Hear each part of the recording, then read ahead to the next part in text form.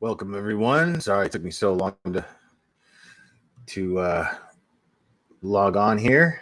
Apologize for that. It's good to see everybody. If you are new here, please like this video and subscribe. Get this algorithm going so that people get aware. People become aware of this Brian doucheface Laundrie.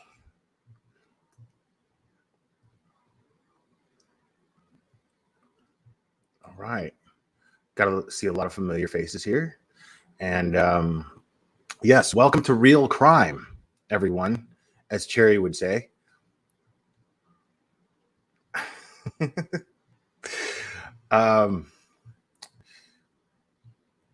Great, from Connecticut. Okay. Well, welcome.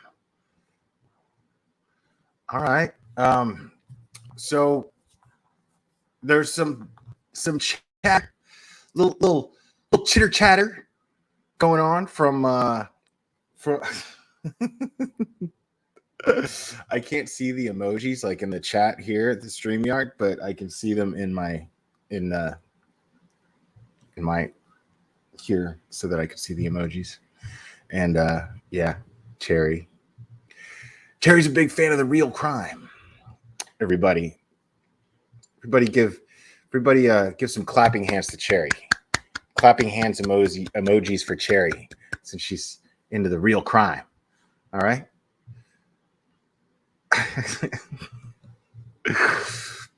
Hi, Luna. Hi, Mariah. Welcome.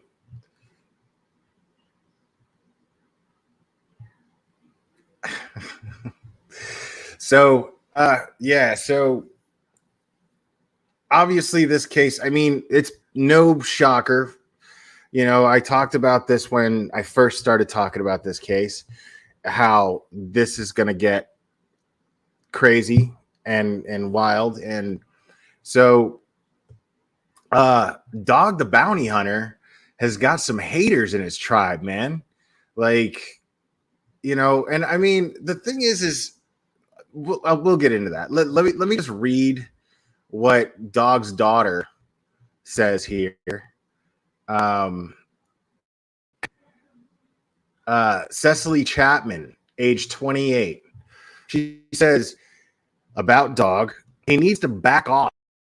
FBI handle it.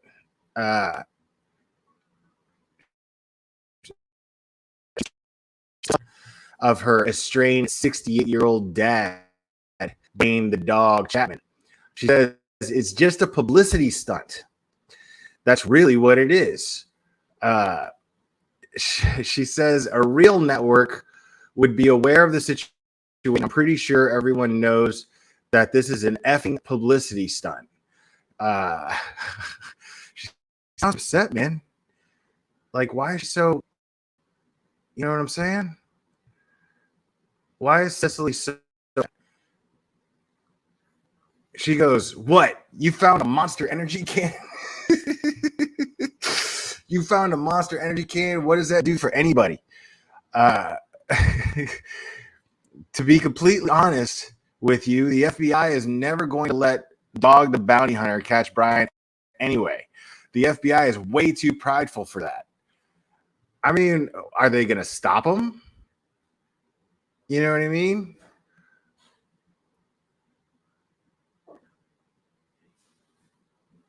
So Dog says about Bonnie and Cicely. Sadly, Bonnie and Cicely have been employed by disgruntled former associates with multiple felonies who want revenge at any cost and are attempting to tarnish my reputation. Wow. And hold on. So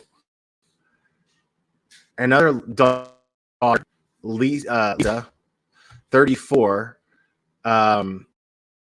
she says, due to all the media coverage, we have had to let things cool down and allow the real leads come back in. Tips are once again coming more streamlined and verifiable. So, I mean, it seems like they're focused. Like, he hasn't been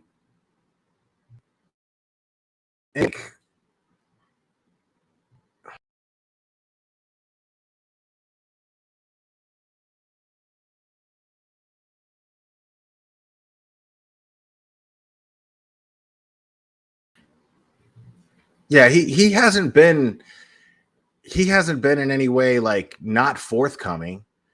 You know what I mean? Um, yeah, I don't know what to tell you about like my I got people saying they can hear me, and I got other people saying that they can't hear me.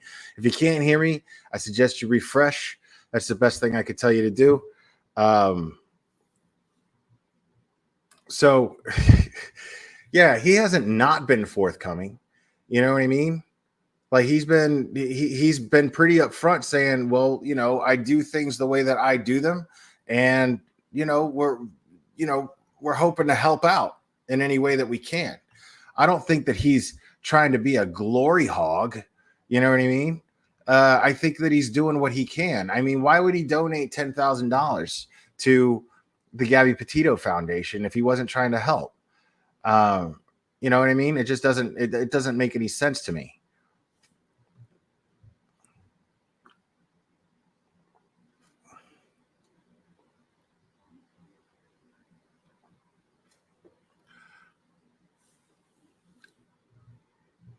Let's see this real quick. If there's the time at the end, could we cover Alexis Sharkey case updates since this DV case as well?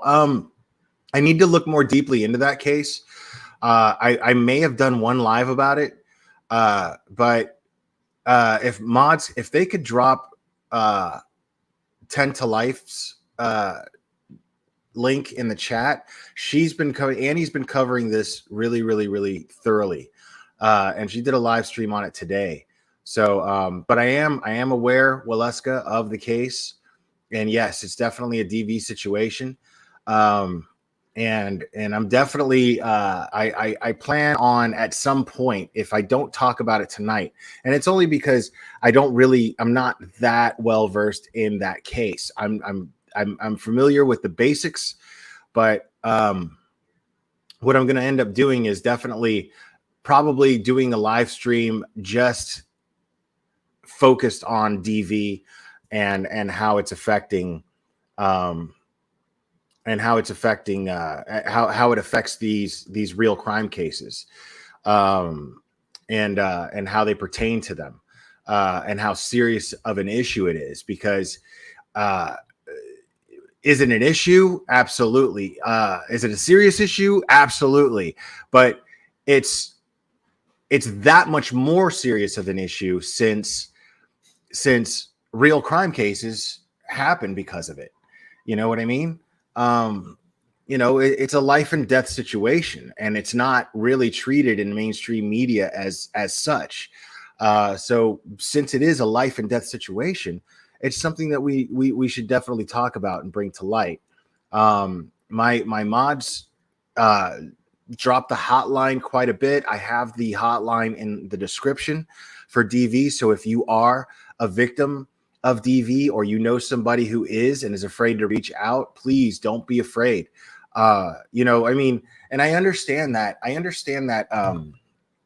That reservation that people would have by reporting someone else's issue. People don't want to get involved in other people's business. People don't want to betray a friend. Like, if you got a friend who's a victim and she or he is constantly saying, it's okay, I got it, don't worry about it. He just gets angry, blah, blah, blah. And oh, if you report it, then you and me are no longer friends. Well, I don't know, man. Since I happen to know that DV can be a life or death situation, I'd be willing to risk my friendship with that person in order to save their life potentially. So, I mean, that's just me, so I ponder on that. If you're in a situation where you feel stuck and you don't want to betray a friend, but what happens if the worst takes place? How are you going to feel that you could have done something and you didn't? No, and I understand.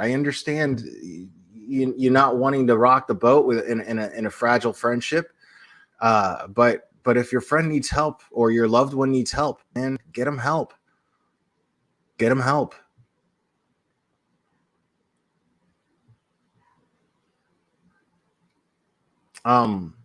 So back to dog.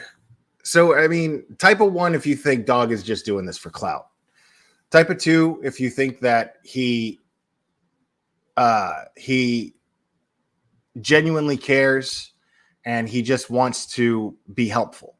Type of 3, if both of the above.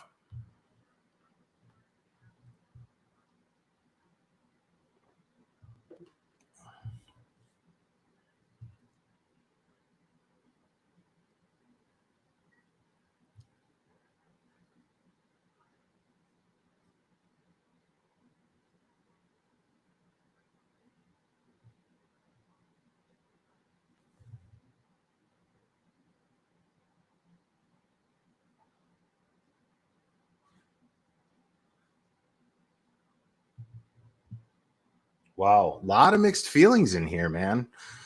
That's interesting.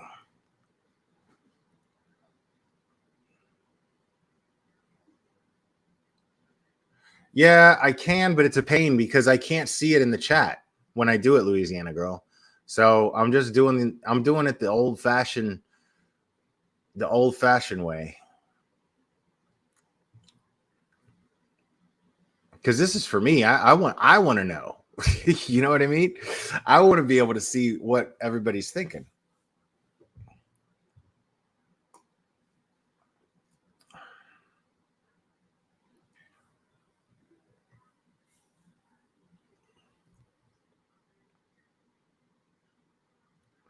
Now, you know what? Let's just have the DV discussion now. I say why not? I say why not? Now, I'm gonna get into that. Let me leave this comment up because I definitely want to address it. I definitely want to address it. But the dog thing, I'm with number 3. I think that he genuinely wants to help. I don't think that he needs the publicity, but the publicity doesn't hurt. The thing is the only thing that the only hang up I have with him right now and how he's dealing with this is he's making public what his leads are. I don't like that. You know what I mean? Now I do like it in the sense that if he's not actually on Brian's trail, that it takes attention off of what the FBI is doing, and the FBI can conduct a nice clean investigation without any hiccups, without any speed bumps. And you know what, Emerson Blue, I am with you. I'm with you on that. I mean, I don't know if he needs the clout, but I haven't thought of him since, I mean, there's just like in the last couple of years, maybe a rerun pops up while I'm like channel surfing. You know what I mean? But I mean, but I the same time, he is an experienced bounty hunter. You know what I mean? Like he's an experienced bounty hunter. Now, is this the type of person that he is used to chasing and tracking down? I don't think so at all. And for him on TMZ to call Brian a survivalist, I thought was a stretch, And I'm actually going to read something here real quick. But we are going to have this DV conversation because I think it needs to be had.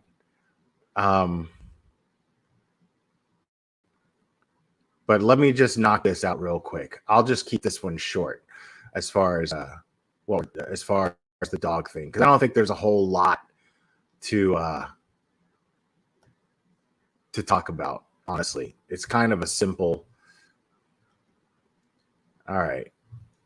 So let me share this.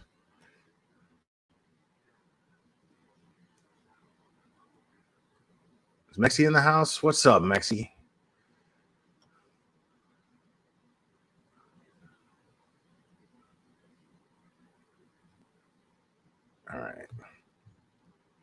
All right. So this is a statement of the Laundrie attorney. Okay.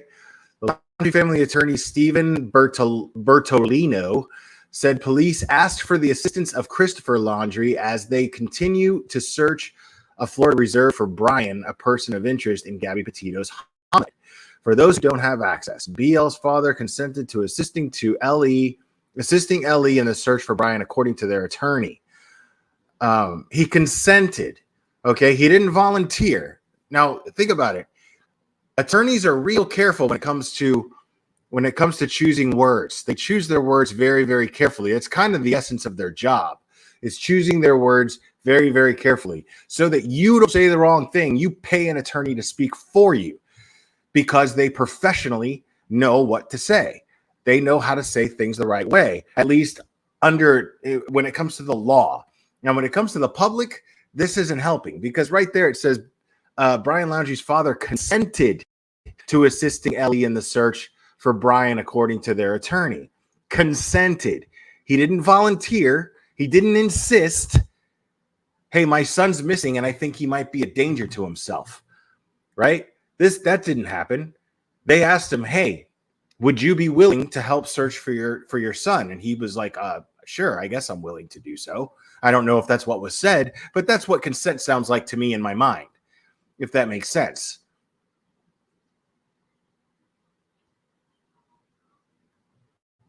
He was not part of the search today, 10-6. He claims he was excited to help search for his son, claiming to search the reserve for Brian on 9/13 for 4 to 5 hours when he didn't return for a hike. The parents don't believe he's watching the news in any way, shape, or form. They believe he's in the preserve or some other type of wilderness area if he has left the preserve, Bertolino said. So putting out a plea publicly and getting scrutiny for that is not necessarily in their best interest. I don't know who put the term survivalist out there, Bertolini said. Brian is a hiker. He's a camper. I don't think it goes beyond that.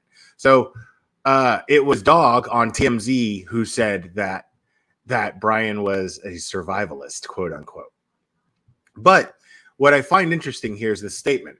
The parents don't believe he's watching the news in any way, shape, or form. They believe he's in. Hold on. That's not what I wanted to emphasize on.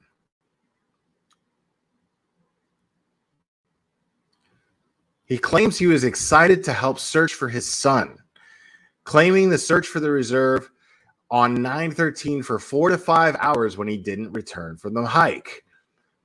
That's a possibility. So right here, this is what got me. Bertolino said, so putting out a public plea and getting scrutiny for that is not necessarily in their best interest. Now, remember, guys, we've been trashing the Laundrie family this whole time, and rightfully so, in my personal opinion. And we've been trashing them because they're saying, that we're like, well, why aren't they going public and pleading for their son to be safe, to turn himself in? Why are they saying, he's missing and we're worried about him, but they're not speaking out publicly? They're gardening and they're going out on little outings together and shopping and, they got to eat, but they're getting DoorDash and, you know what I mean? Like it just seems weird. So for the lawyer to say, this is what's interesting to me. So putting out a plea publicly and getting scrutiny for that is not necessarily in their best interest. Do you see how he twisted that? Pay attention, folks. You got to use your eyes, okay? You see how he twisted that? What they're getting scrutiny for is not making a public plea. That's what they're getting scrutiny for. They wouldn't get scrutiny for putting out a public plea. I mean, they would, but not as much, not by logical people. You've got the irrational and the rational both feeling like this, as far as the public goes, feeling like this family is dealing with this all the wrong ways. At least you'd get half, right? You'd get I would be up here defending them to that, at least in that sense. Okay, well, at least they finally made a public plea. That's what I would be up here doing. I'd be like, at least they gave a public plea. At least, you know, I wish they would let law enforcement know and cooperate with them, but at least they spoke publicly asking for Brian's safe return. But they haven't done that. Instead, what they do is they get their lawyer to make an excuse for them as to why they wouldn't do a public plea, and it's a lame excuse at that. It's a ridiculously lame excuse. And why? I mean, why throw the survivalist thing out there, right? I don't know who put the term survivalist out there. Brian is a hiker, a camper. I don't think it goes beyond that. Well, I mean, again, I'm not getting any indication that they're concerned for his safety. They're talking like somebody that they're covering for. This attorney is speaking for Brian as if he's covering for him.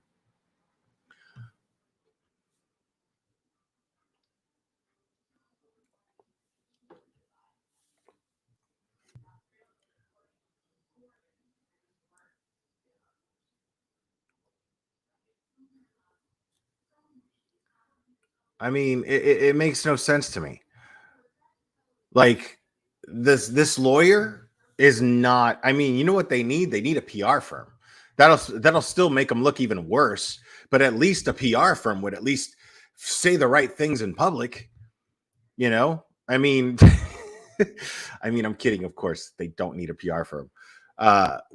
What they need is that lawyer to focus on how he's gonna get them out of this situation, because this is looking worse and worse and worse for them. I mean, it just is. For him to say that putting out a public plea for their son's safe return is somehow not in their best interest because it would cause them scrutiny makes no sense at all. I'm up here giving them scrutiny for having a lawyer that's saying this about them, that's speaking for them in this manner. Dude, right, Luna? I mean, that's where I'm at. This guy is awful. Like, I hope they're not paying this dude by the hour, dude. Like, I really hope not. Probably. He's definitely handling this like a real estate attorney. They definitely need a criminal attorney. They absolutely need a criminal attorney.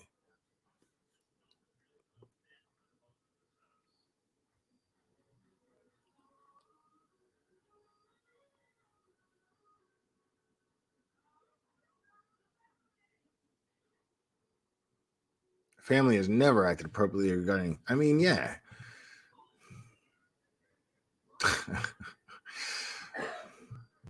I mean, why?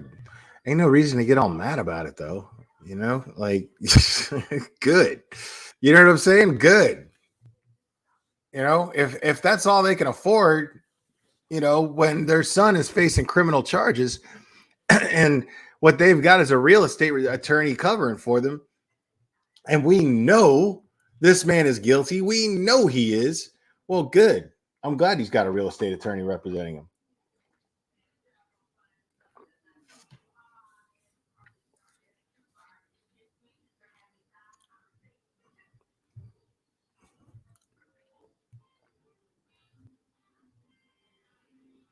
Right.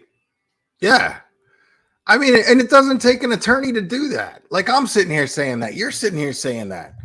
Like, don't you think an attorney, if he's making public statements speaking for this family, don't you think that he would do better?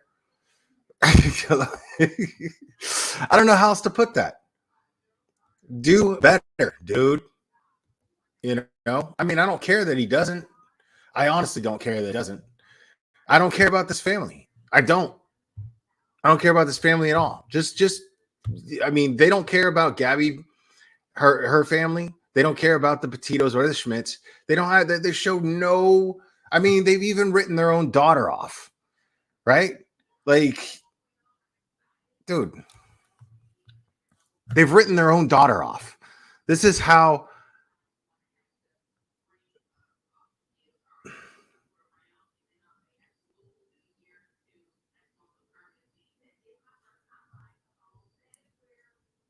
Right. As Cherry's saying in the chat, do better, real crime. Exactly. Exactly, Cherry. I couldn't have said that better myself. I agree, Mexi. I agree. I'm glad they have a crappy attorney. Absolutely.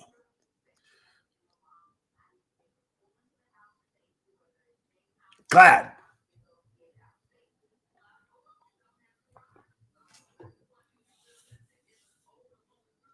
See, people are saying Brian is being hid by that attorney. I think he might know where he is, but I don't think he's hiding him, because if he's the one in charge of hiding him, he's, this guy's not very smart. So I feel like FBI would have caught him by now. That's exactly what I've been saying over and over, Waleska.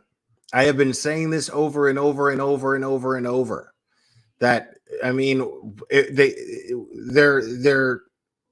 they're acting like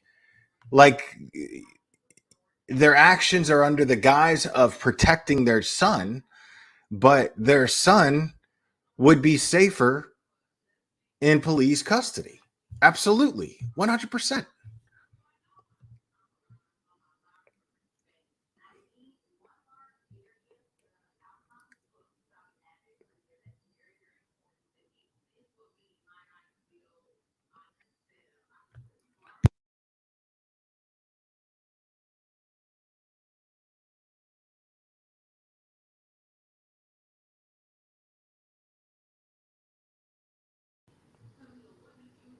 What? Waleska. I mean, yeah, Waleska.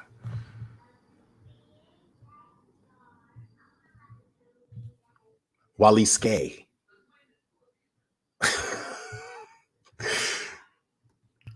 All right. So let's shift gears here. Okay. Man or woman, doesn't matter. Type of 1, if you've ever been the victim of DV, if you've ever been in a relationship where you've been a victim of DV.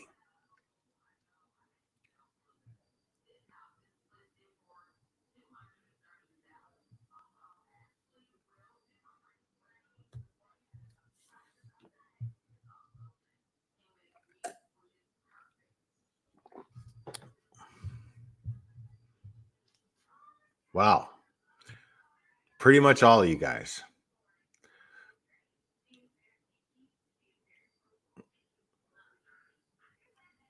Yeah, basically everybody.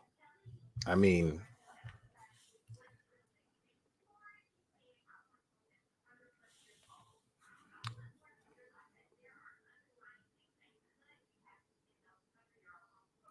right. It's way too many. It's way too many. And it's a really, really, what that tells me is that it's a bigger problem than we focus on. It's a much bigger problem. Now DV counts. Now this is the thing. Some might be thinking, well, what do you consider to be DV? I consider to be DV to be anywhere where anybody puts their hands on their significant other out of anger, or out of just sheer evil. The person may not be angry, but they might not have any reason for doing what they're doing, and they might just get off on torturing the other person. They might just get off on hurting that other person. That's when it's real bad. But there are, and here's the thing is that we all have feelings, guys. We all, well, most of us who aren't sociopaths, but we have feelings and we have emotions. We have strong, strong emotions, but not all of us have the self-control and the self-awareness to control our emotions. Okay. Like, I understand. Like, the thing is one of these excuses that DV perpetrators make, is they'll say, well, why did you make me do this? You know, if you weren't such a B word, if you weren't such a horrible person, you wouldn't bring out this monster in me. Well, you know, it's not up to that person to not bring up that monster in you. It's not up to, I mean, yeah, that's wrong of them. But if you let that monster, it's not up to that person to keep that monster in you. It's up to you to keep that monster in you. Plain and simple, you know? And you hear this all the time, you know, like, God, if you would just, you know, if you just stop nagging me all the time, I wouldn't reach my threshold and then it wouldn't have happened. Right. The bottom line is nobody should be putting their hands on anybody ever. And if somebody puts their hands on you, or if you put your hands on somebody else, then, and if you feel that way, right? I'm going to play devil's advocate. Okay. Let's say you're that person, because I know nobody in the chat will ever admit it, but let's just say you're that person, somebody who gets so riled up and then you've lost your temper more than once, or even just once, where you get physical with the other person because words weren't getting through. So you lost your temper and hit somebody or threw something at them, whatever, right? If somebody brings that out in you, well, that would make them toxic, wouldn't it? So that would be up to you, nobody else. That would be up to you to take the steps moving forward to get out of that situation. It's just that simple. If someone brings out that horrible person in you that you regret after it happens, your actions are something that you absolutely regret, and you find yourself apologizing, going, baby, I'm so sorry. You know, I'd never hurt you, because I believe that there's truth to this. I honestly believe that there's truth to this. I don't think that every single person that says, baby, I'm sorry, I would never hurt you, I don't think that every single one of them are narcissistic sociopaths. I think that sometimes there's truth to that. That this is the one person that they love more than anybody, and the only person that can bring out that anger in them because they care about them so much is that person. I believe that many, many times that is the case, and that's absolutely true. But the bottom line is, if you can't recognize that somebody brought out something in you that you would regret later, then what you're doing is disrespecting yourself. And if you're disrespecting yourself, how can you expect the person that you're with, your significant other, to respect you? It can't be done. It's impossible. You can't do it. So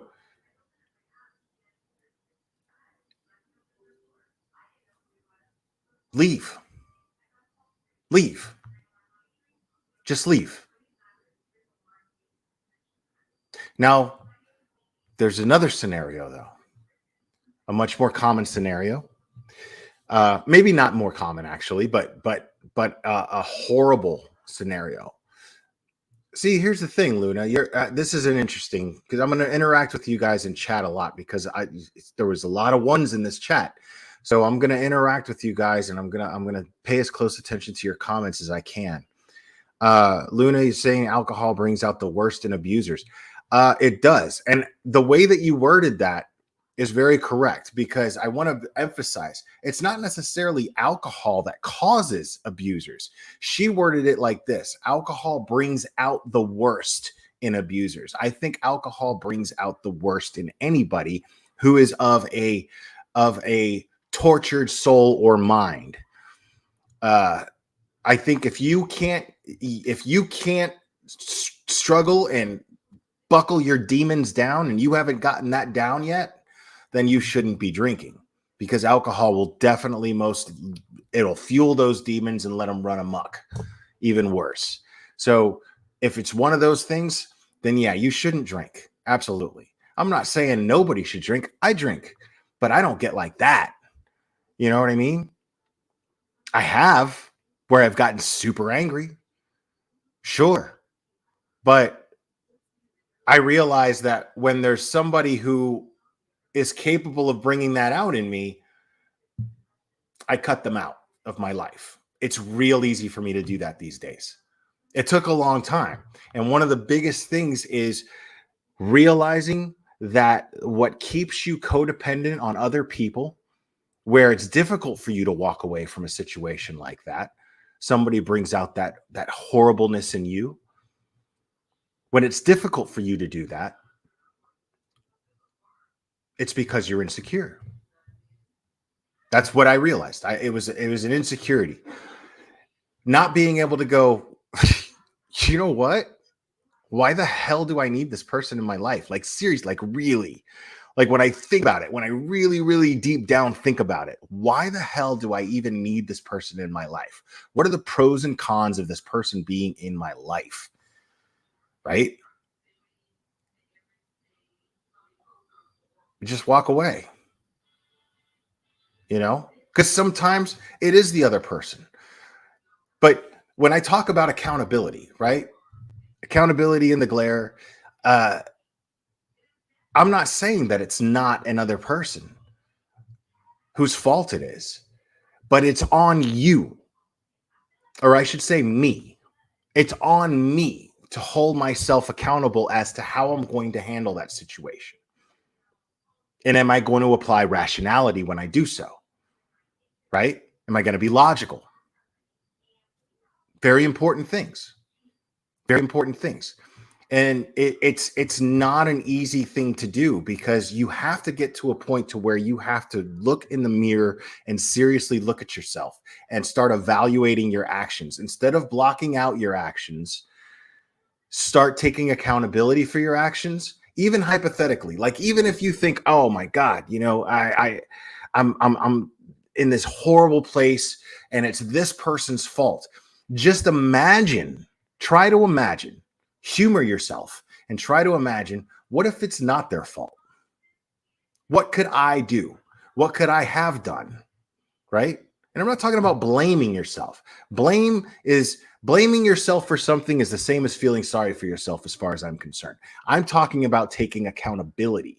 Accountability meaning being self-aware and then being ready to do what it takes to do something about it that will benefit yourself and even the person that is toxic towards you. Right? Because I guarantee you, and I'm sorry, all of you, every single one that was in my chat, not all of you are victims. I guarantee it. Because if you are a person who continues to be with the same person and you know that they're toxic, okay, and I'm not blaming you, that's not what I'm saying. Nobody should be putting their hands on anybody. But if you see yourself being the type of person that is always making this person mad, well, then why not just simply come to the conclusion? It's a very simple solution, or at least simple conclusion, I should say, is, well, obviously I bring out the worst in this person. I'm not doing them any good. You know what I mean? I'm not doing them any good. But if you're standing there and you're going, what are you going to do? Hit me? What are you going to do? Hit me? And then that person hits you, you don't necessarily get to call yourself a victim. Because what's the other side of that coin? Now, I understand there's DV victims who aren't asking for it in any way, shape, or form. But technically, you're kind of asking for it when you're saying, what are you going to do? Hit me? And you're getting in their face and you're doing this to their head. You know what I'm saying? You're kind of asking for it. If you see this person is a toxic person and a violent person, why would you taunt them? So I'm not saying that you deserve to get hit. That's not what I'm saying. I'm saying you don't get to call yourself a victim of DV when there were two choices there. It was either try to diffuse the situation by walking away from it, which probably would have gotten you a positive result, or doing what you did and going, yeah, what are you going to do? Blah, blah, blah. You think you're really a man? Blah, blah, blah. That's not okay. That's not okay, because you're just as toxic as the other person. Just because you're not violent does not mean that you're not just as toxic as that other person. There's a lot of levels of DV. There's a lot of levels to it. There is no excuse for anybody to be putting their hands on anybody else. But there's also no excuse for you to know that somebody in your household is that volatile and you taunt them and you try to bring that out in them.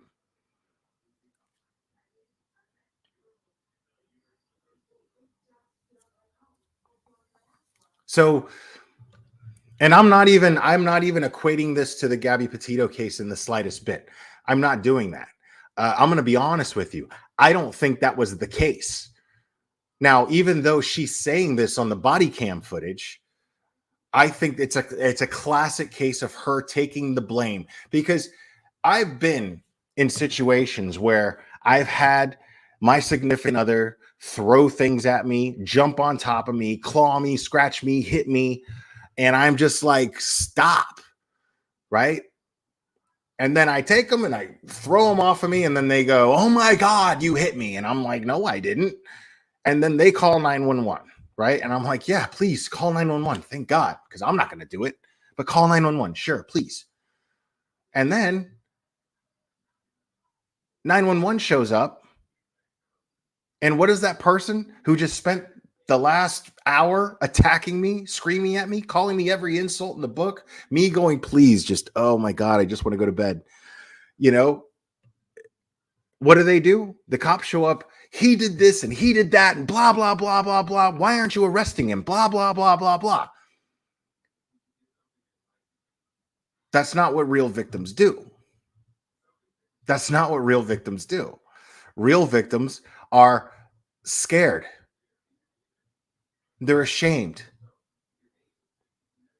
And to try to diffuse the situation or try to let this person know, like, because they don't understand why the person that's supposed to love them more than anybody in the world is hitting them. They don't understand what they can do. They're just trying to understand, what can I do to make them not do this because I love them so much? What can I make them, what can I do different to make them? And so what happens? What ends up happening? The cops show up, and that's their way of expressing their love. Look, don't you see? I'm loyal to you. I took the blame for it so that you don't have to get in trouble.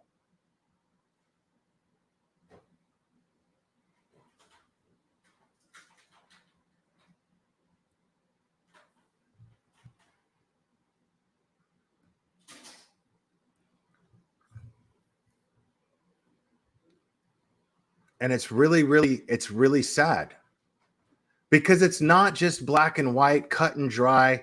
Somebody hits the other person and that's it. You know?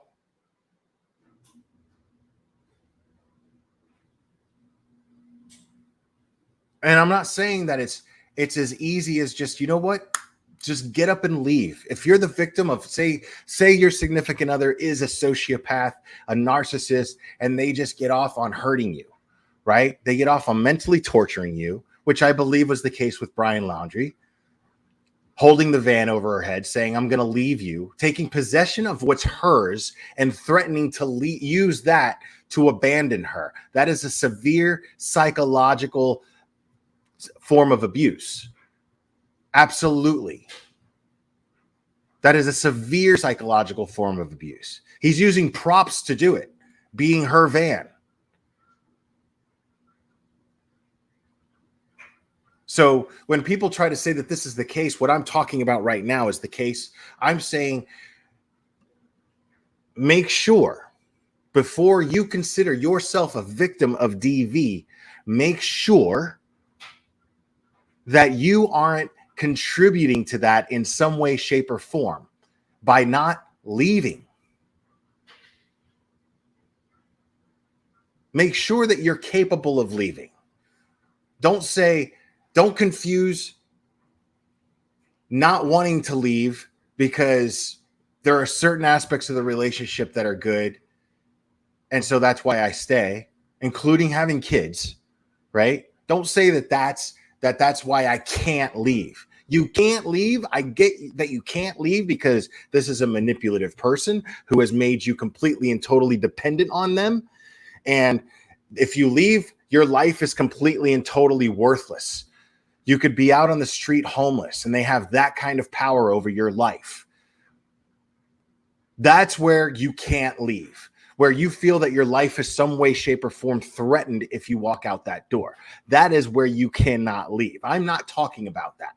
I'm saying don't say that you can't leave when you might have to live in a cheaper apartment. You and your kids might have to go to a hotel room if you have to, just for a couple of days before you can go to your family's house. Or if you have family that's going to let you go there, then do it. But don't say you can't leave when you have those options.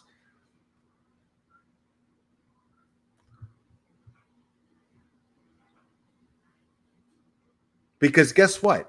You call that hotline right there, and I'm willing to bet they're going to say, is there somewhere where you can go? They're going to ask you that. That's going to be one of the first things they ask you. Is there somewhere where you can go?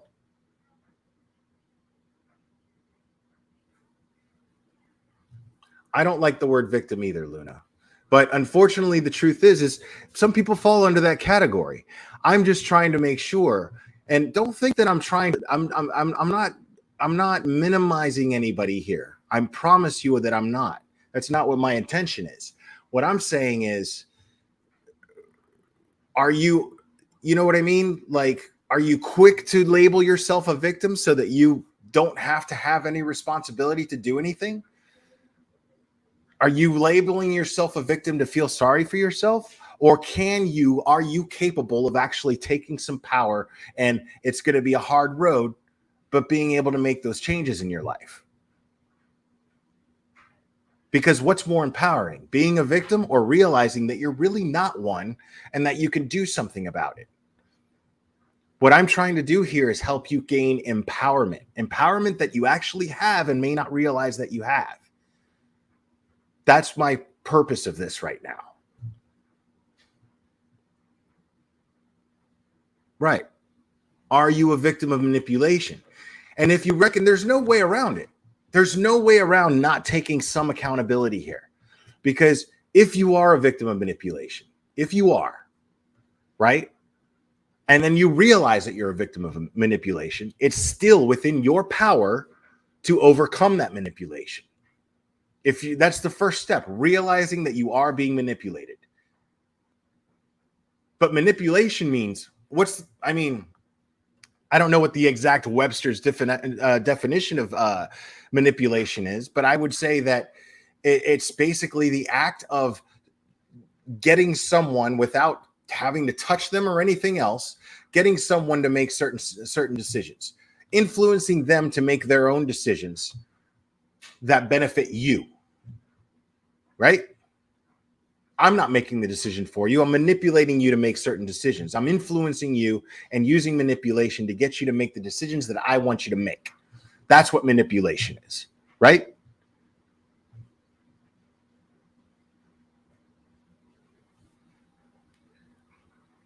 Right. And there's always gaslighting. Yeah. There's always gaslighting. And remember, none of this is your fault. None of this is your fault. What I'm saying, though, is if you're in a position where you have the luxury of taunting someone in your relationship, understand that you don't fall under the category of being a victim. Automatically, that's dismissed. You don't get to do that. You just don't. Should that person be locked up for putting their hands on you? Yeah, sure. But not because they hurt you, but because they're out putting their hands on people and they don't have enough self-control to not put their hands on people. People who can't help but put their hands on other people need to be locked up. It's just that simple. But if you're out here telling people, what, you think you're really a man, blah, blah, blah, and, pushing them and blah, blah, blah, and then that person loses it, well, then you need to realize that you are part of that toxicity and you need to leave. If you can, you need to leave. And then start working on that yourself. And this is not what I'm talking about. I'm going to move on to a different aspect here, but I realize that these two could bleed together as far as coming off of what I'm saying. So I want to be clear. This is not what I'm about to talk about, has nothing to do with what I just talked about. Okay. But the person who I forgot her name, but she said she was from Connecticut when she first came in here, and she put her comment in the chat, and she mentioned something about all of my relationships were abusive. Think about that for a second. All of my relationships were abusive. See, to me, that indicates that has something to do with how she views herself and what her standards are for a significant other. At the end of the day, I am of the firm belief that if you are in an abusive relationship and you stay in an abusive relationship, or you continue to engage in abusive relationships, it's time to figure out what's going on in here. Because I truly believe that it's a question of self-love and a lack thereof. I truly believe that.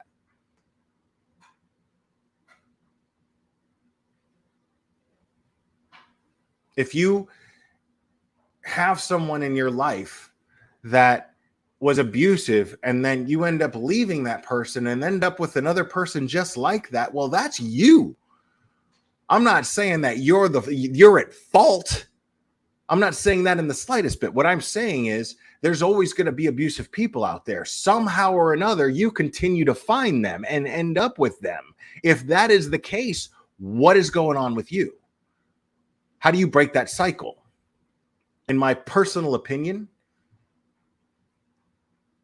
it's a little self-reflection, a little self-awareness, and then some accountability. Start making changes. I'm not talking about changes in your environment. If that helps you change in here, then cool. But that's the goal. Change in here and change the way that you look at things. Change the standards that you have for yourself. Well, I'll never get anybody good looking because I'm ugly. Or I'll never get anybody, maybe it's because I'm ugly, or maybe it's because I'm overweight, or maybe it's because I'm neurotic that I can't get a man that is going to love me. So I'm going to settle for a person who's going to resent me for being who I am. Because I'm afraid of being alone.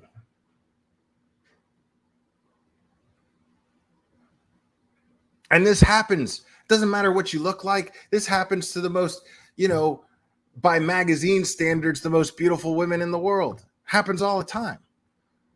I'm not skinny enough. Blah, blah, blah. Right? I mean, but right. That's got to do with your type. You know what I mean? It's got to do with your type.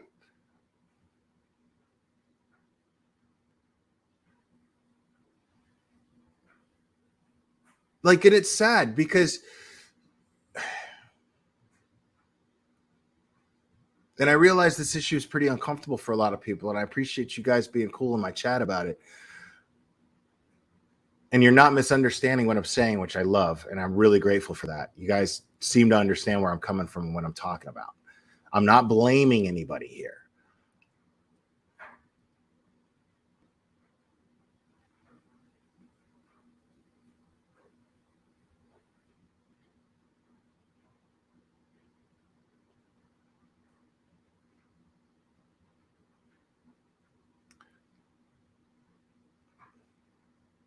Yeah, I mean, the thing is it takes two, I'm saying it takes two to engage in a relationship. That's what I'm saying.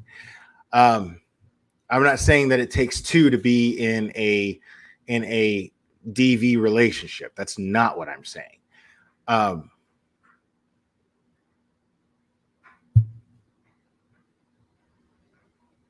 Yes, exactly, Yvette Mills. That's exactly what I'm trying to say. If you're conditioned to accept having these people in your life, the only way out is looking inside. Absolutely. Absolutely. I mean, you have, these are things that, I talk about these things like they're easy. It's not that it's easy. These are very simple solutions. What's not easy is realizing what steps you need to take, and then following through with those steps. Like weight loss, sure, it's simple. I watch what I eat, and I do cardio, right? That's simple. Sure. You think it's easy to stick to a diet? Of course it's not. All of you know that. All of you already know that. It's not easy to stick to a diet. It's not easy to do the cardio goals that you set for your mind. This is what I'm doing every day, and I'm not going to do any less, not 1 mile less. I'm doing this every day, right? So simply speaking, it's okay, well, don't eat garbage and do your cardio. That's how you lose weight. Sounds easy, right? No, it's not easy. It's not easy at all. It's damn difficult, as a matter of fact.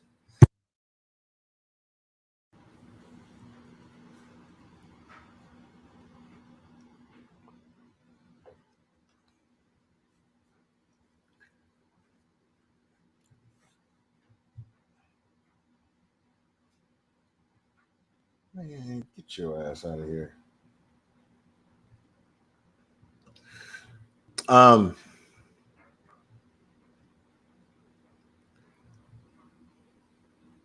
Yeah, well, I'm trying to, okay, I'm not trying to talk about weight loss. I'm just making the point that the principles of losing weight are extremely simple. Just like the principles of getting out of a toxic relationship are extremely simple. It just doesn't, it's not that it's easy.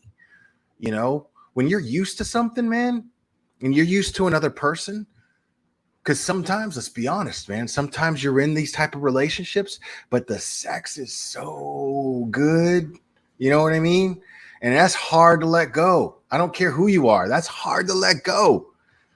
You know, and even like the good times, even the simple, like chill good times where you watch movies together, right? And you hold each other tight and you have these nice little things, you know, you have decent meals together, right? But then sometimes it just gets real ugly. Sometimes it gets real ugly.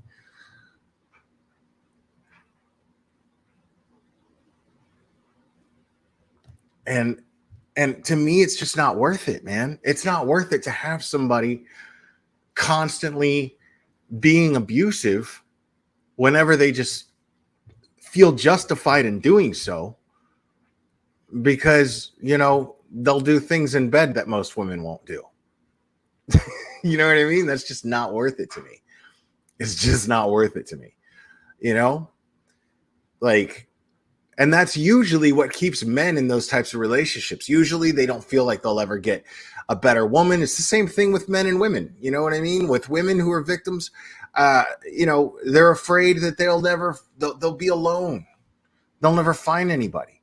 But with men, it's a lot easier to pull that manipulation because a lot of men feel that way. You know how hard it is for a man to you know what I mean? For the average looking guy to actually get a woman to engage in either A, a one night stand, or even B, a relationship moving forward. It's not easy at all, right? A guy just wants that regular person, just like a woman does. A guy just wants that regular person there. So a guy will put up, because, you know, guys go years, sometimes dry spells for years. On average, months. On average, the average guy goes at least months of a dry spell.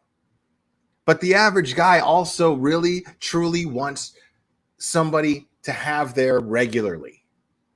Somebody they could be close to. Somebody, man, if that beautiful woman would just give me the chance, I would show her that she is the most beautiful and amazing goddess on this planet. She's too good for this place. And I would make her feel as such. And then, you know, women take that as like creepy vibes. You know what I mean? Or men get defensive because they're willing to treat a woman like that, and then they're taken for granted, and then go for the guy that's going to treat them like garbage, and then they go back to the nice guy and cry about it. I don't understand why he treats me like this. Am I not better than that? Like, I've been here, you know. And it's the same thing with guys. You know, guy has a girl best friend, and they get these women that walk all over them, and then they got the best friend there that they just look at like they're just my best friend. You know, it happens. It happens, but for some reason, it's so common that it happens all too often. That's usually the case, because for some reason, I don't think it's so much that we're a glutton for punishment, but you know, we love ourselves so much that we will not settle. We will not settle. You know what I mean? Like, that's where I'm at now, you know? And me, like, I'm not exactly a catch. You know what I mean? Like, and I understand that. I'm okay with that. I don't sit there lying in bed going, oh my God, I wish I had somebody. You know, like, I'm aware of the decisions that I've made that have led me to this point, and I have found happiness where I'm at, right? But a lot of people don't do that. A lot of people just sit there and cry and sleep in a tear-soaked pillow because they're so dang lonely. You know, and then what happens is they end up with somebody that's going to treat them like garbage because they'll settle for that.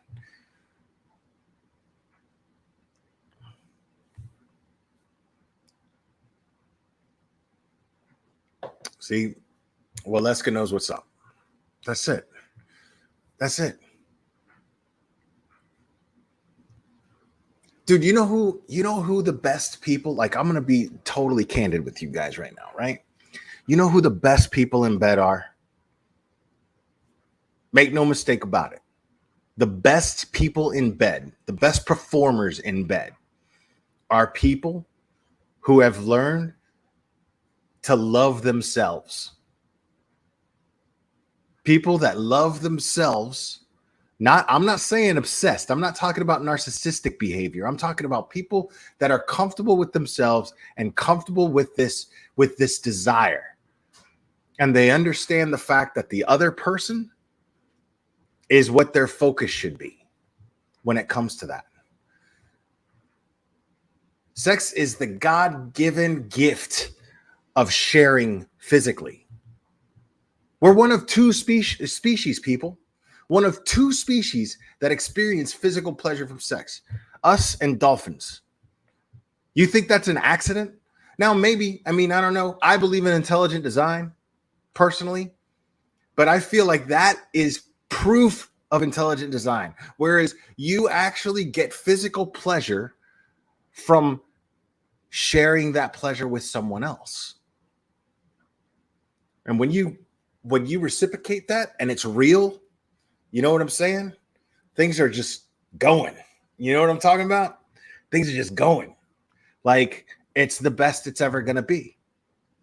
It's going to get better every time.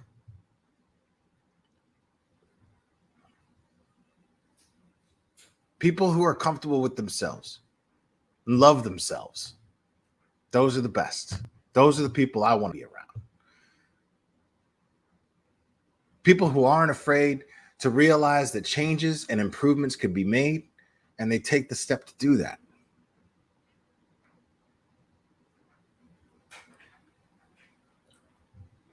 Absolutely, Megan G. It is absolutely an exchange of power and energy. Now, you do have those people who they have low self-esteem and they feel the need to use someone to gratify themselves. That's why the other person doesn't reciprocate. And they don't even get anything from it. They get an empty, like it's an empty experience. And what's funny is they would have gotten the best possible experience out of that had they been of the mindset of, I want to make sure that this person is pleasured.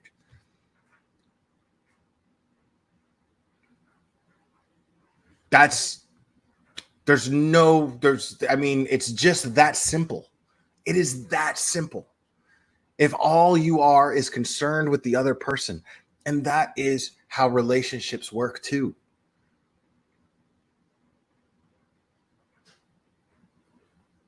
Are you in it for yourself or are you in it for them?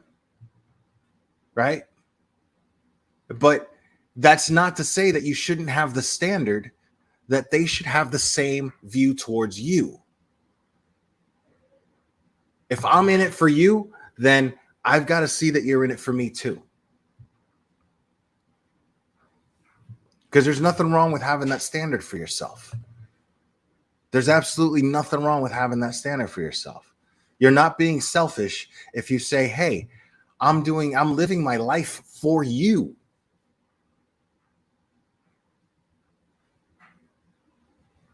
Because having that standard for yourself, to me, is super attractive. It's incredibly attractive. And I guarantee you that if you have that, it's attractive to anybody.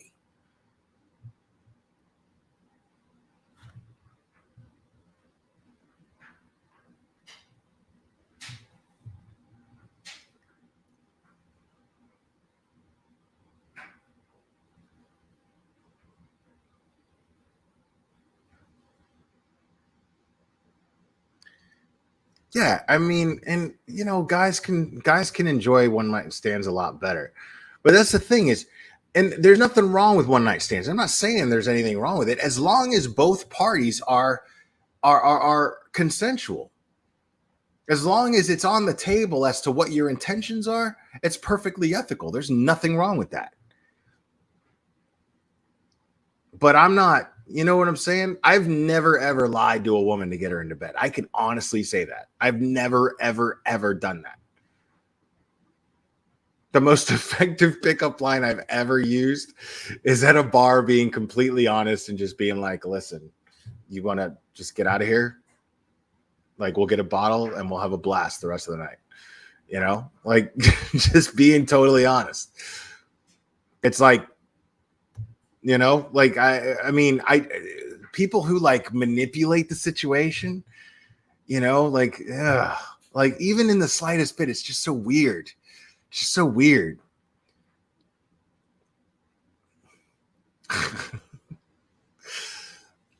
I know, Cherry, it's a real crime when that happens.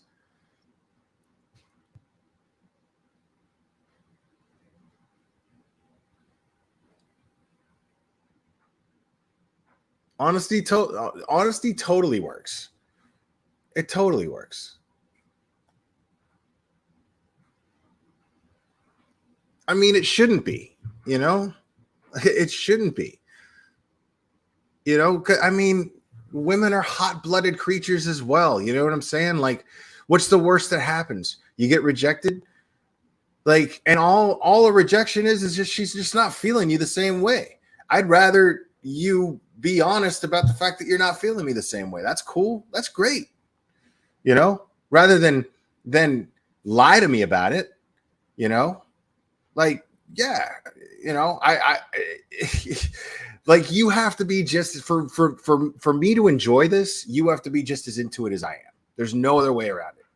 You have to be just as into it. Otherwise, it's like, like, I got to talk you into it.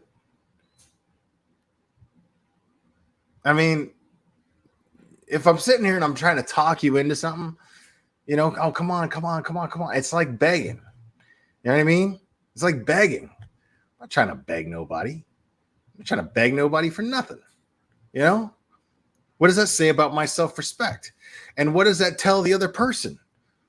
I'm making myself less attractive. I'm not doing anything to help the situation.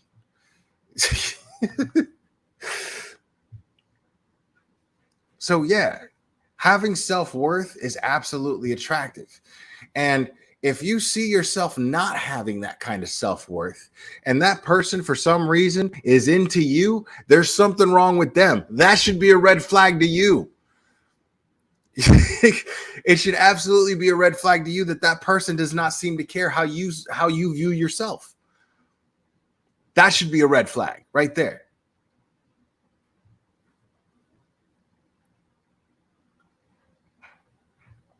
All I'm saying is, yes, there are the rare occasions where somebody is that manipulative and that deceitful and that narcissistic and that, where they put on a perfect persona all the entire time you were dating, and then the day you get married after the honeymoon, you guys move into your house and then he just starts beating on you. Like, yeah, that happens, but it's not as common as people make that out to be. As far as that side of DV, the side of DV that's the most common is you saw the signs, you chose to ignore them because you were afraid of being alone. All I'm saying is, if we had more respect for ourselves from the start, it would be a lot easier to avoid being in those positions. That's all I'm saying. I can't sit up here and be like, okay, DV's not going to happen. You know what I mean? Like, it is. There's no way for me to be up here and use my platform to stop DV. There's no way to do that. But what I can do is try to inspire you guys to have a little bit more self-awareness, self-respect, self-love, and hopefully you can avoid a situation because you've set your standards high and you don't falter from your standards. You practice resilience. That's the best that I can do.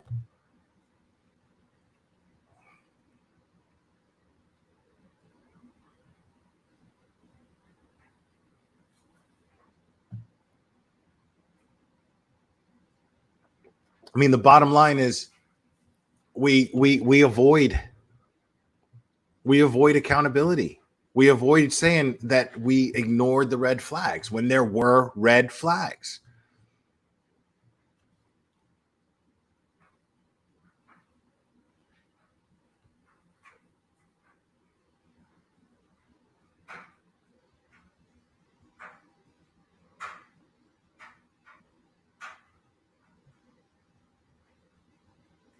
Yeah, I'm the same way, Margot.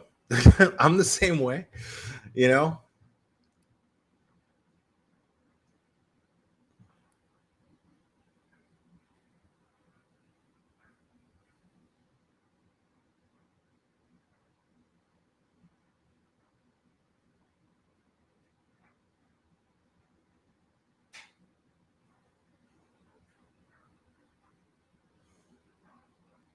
Gen Alpha. The hell's a Gen Alpha? I know it ain't in this generation. There's no alphas in this generation.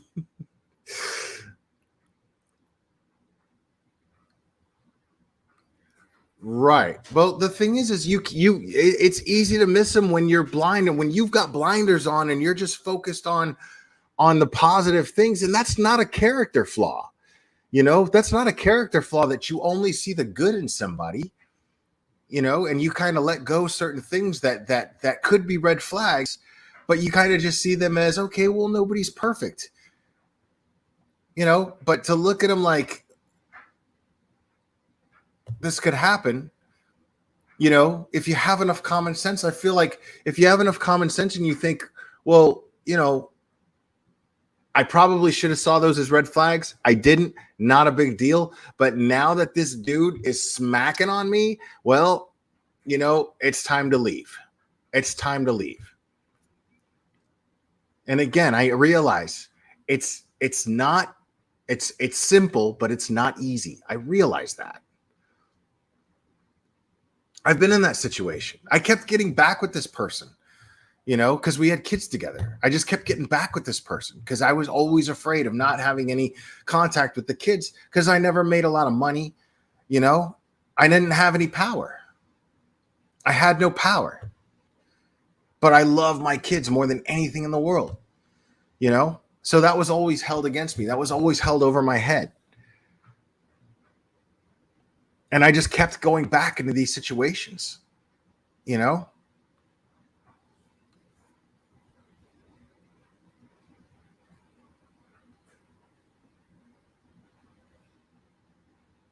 Right. Right. Yeah, I know people that just can't be alone. Like, it's crazy to me. Dude, I love being alone. I'm afraid. Like, I would love to be in a relationship with somebody, but not just to be in a relationship. I love the idea of meeting someone that I vibe with perfectly, right? But I won't settle for less than that. I'm not going to be in a relationship just to be in a relationship. That's ridiculous. That's asinine. Why would I do that? You know what I mean? I'm not saying I've never done it, but I'm saying I'm too old to not know better. I'm too experienced to not know better. Why would I do that? Why would I put myself in a position that's potentially volatile? And if you're with someone for the wrong reasons, I promise you that that situation is potentially volatile. There's no other way around that. If you're with somebody because you love them and you know that they love you and you just long to be together and you bring out the best in each other,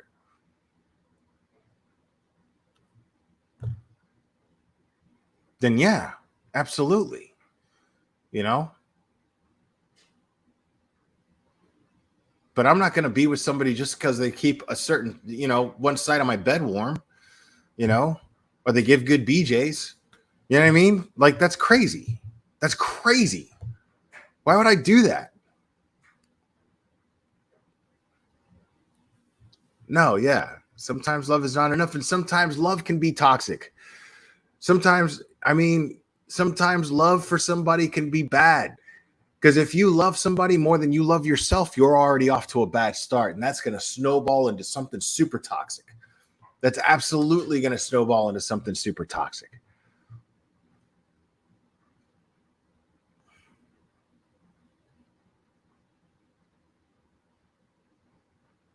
I'm serious, though. You know how difficult it is to find somebody who's perfect at that?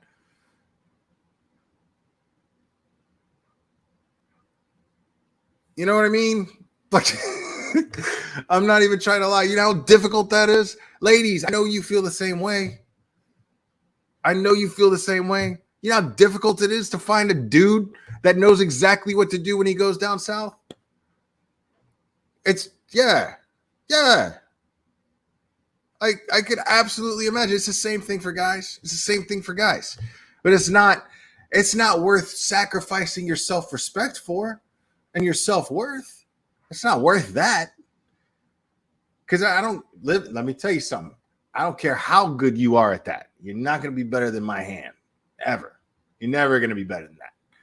Never going to be better than that. Just telling you right now.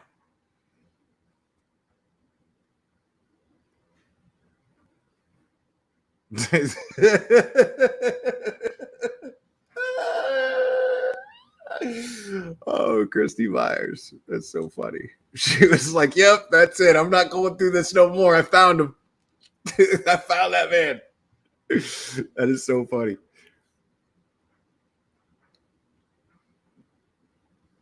Guys, this is what it's like in Patreon, by the way. And guys, I have a Patreon coming up very soon. I might even do one tonight. I don't know. But I don't even know what I'm going to do the next one on. But this is kind of how we talk at Patreon. So no, Lakers today, you cannot join panel. I don't open panel. I don't do that. Not anymore.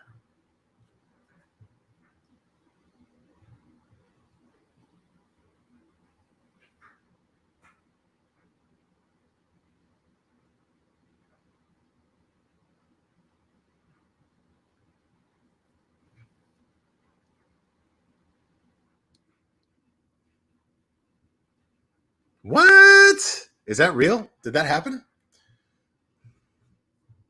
Maybe that's what I'll talk about in Patreon. I haven't covered the Zodiac killer yet.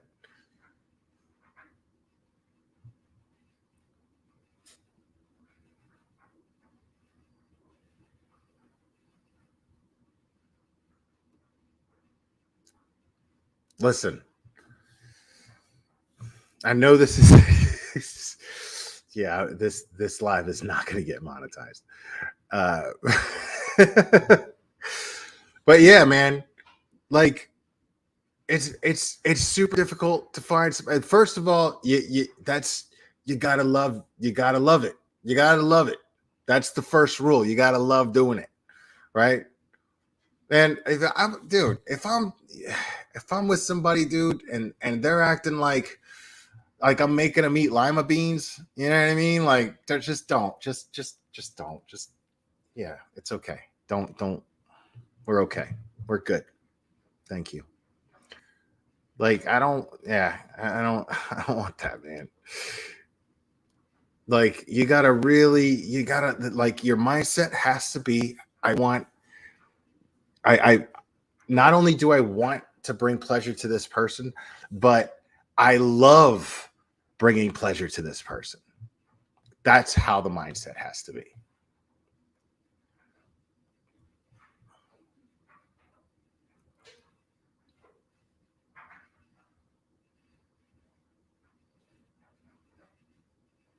I mean, it's the lima beans. It's the first thing that came to my mind, man.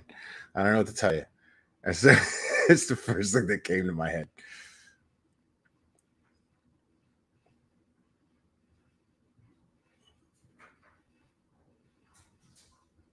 Yeah, you guys will love Cherry's not safe for work corner in the Discord.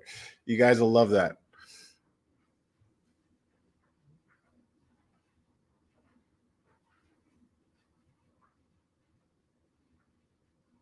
No, see, they can't act like it. They gotta love it. They gotta love it. Don't settle for any less than that, man. They gotta love it. That's how it's gotta be.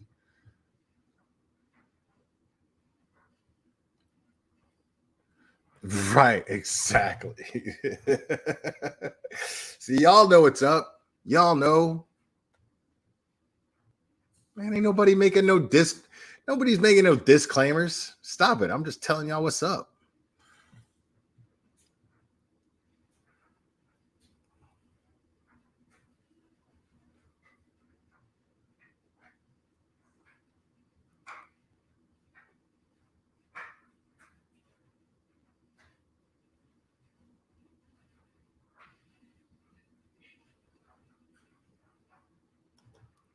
Yeah, that's what I'm saying. My point pretty much being that if, and I'm not talking to people who are in DV relationships currently necessarily. I'm talking about how to avoid it. The best way to avoid a DV relationship is to learn to love yourself. Truly learn to love yourself.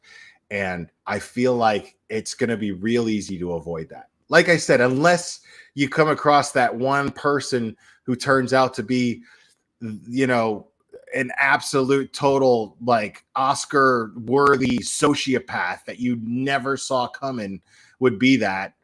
You know what I mean? Well, dude, none of this is. I mean, this. Why does every single live have to be helping finding Brian? What am I doing to help find Brian? I mean, I'm making people aware of certain things and I'm updating people on the case, you know, but I'm not charged. Neither are you charged with the responsibility of finding Brian. That's their professionals charged with the responsibility of finding Brian right now. So that's what they're doing. We're talking about simply an issue, an existing issue that I believe was the root of what happened here. I believe that's the biggest. I mean, obviously, murder is the biggest issue here, but the silent predator in this situation was DV. And the issue of DV and how downplayed it was. And it wasn't even that it was, oh, hey, what's up, Annie?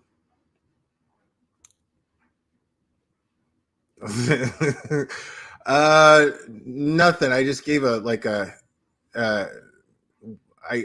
been kind of we've been discussing DV.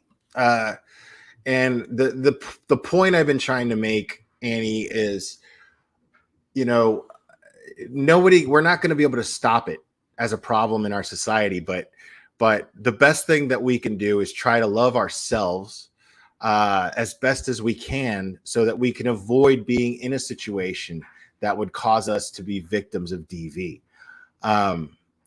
So a lot of what happens in DV situations is someone just doesn't feel loved or worthy of love, and a DV predator would latch on to someone like this more likely. So the best defense to that, I would think, is that we learn to love ourselves better before we engage in relationships, which is not an easy thing to do. But I feel like if that's the focus and we start focusing on self-love, it's going to be a lot easier to avoid being in positions of that nature.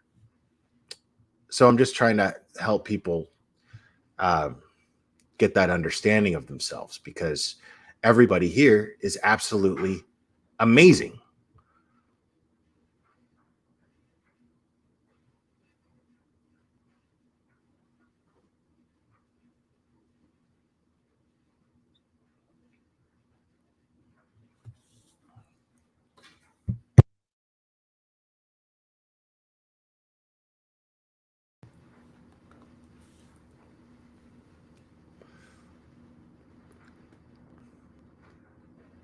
They don't feel worthy, so they settle 100%. And by the time they begin compromising little things, it grows bigger and bigger to the point where they compromise major things like abuse in any form.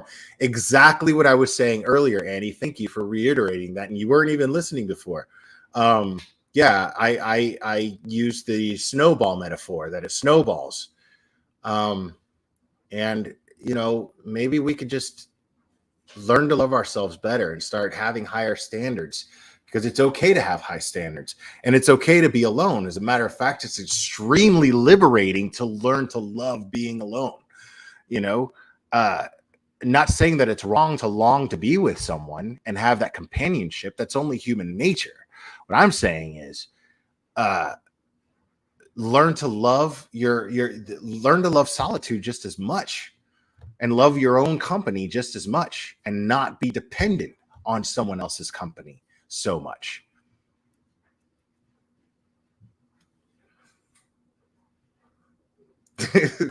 Yeah, that's Cherry, Annie. That's my Cherry.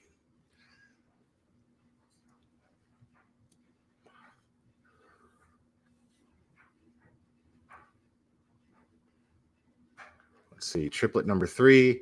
People who DV look for victims. Victims don't realize how deep they are till it's too late, and they are scared they will be killed. My heart goes out to DV. Yeah, I mean, there's all kinds of different scenarios, as I went over earlier, when it comes to being a victim of DV. Now, like I said, if you're the type of person that is always trying to bring out the worst in your significant other, well, then you're just as toxic as the person that's going to subject themselves to lowering themselves to expressing violence. So you need to get out of that situation. You need to do some self-reflecting, because you don't necessarily get to call yourself a victim of DV if you are constantly berating the person and insulting them, because that in itself is abuse. That is emotional abuse. That's mental abuse, and it's not okay. And if you feel like you doing this is bringing out the worst in somebody, and then they actually do what you were taunting them to do, saying, what are you going to do? Hit me? What are you going to do? Well, you got to look at the toxicity in yourself as well and take some accountability. I'm not saying you're to blame. That person who let themselves get to that point to where they got violent is absolutely to blame for being violent. But you are just as much to blame in being toxic in that relationship, is what I'm saying. And I stand by that, and I won't apologize for that.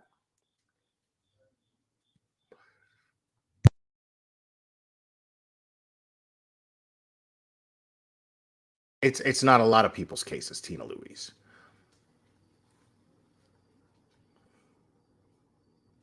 But you did make the comment earlier that all of your prior relationships were abusive. So I had to make the point that, to me, that's something I'm not a mental health professional. This is just my experience in life, talking and knowing a lot of people, um, and relating to that. As a matter of fact, almost every relationship I've ever been has been like that. Almost every single one. Why? Why? Because I didn't love myself. I was too busy feeling sorry for myself all the time, and I just didn't love myself, and I didn't value myself. And so I always ended up with women who would belittle me.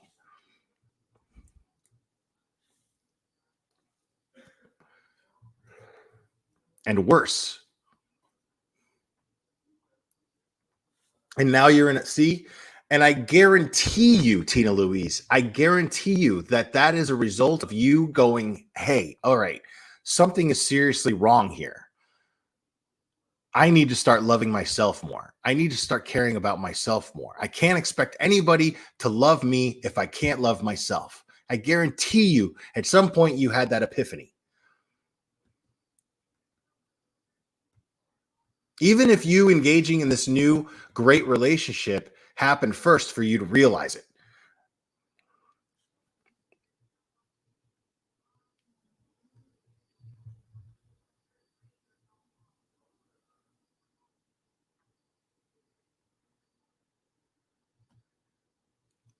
Right, exactly. And that's every single person here in this chat. Man, that was mind-blowing to me. When I asked you guys to type a 1 for every person that's ever been in a DV relationship, like the amount of ones was overwhelming. That was a scary thing to see. Just scary thing to see, because it's obviously a much bigger problem.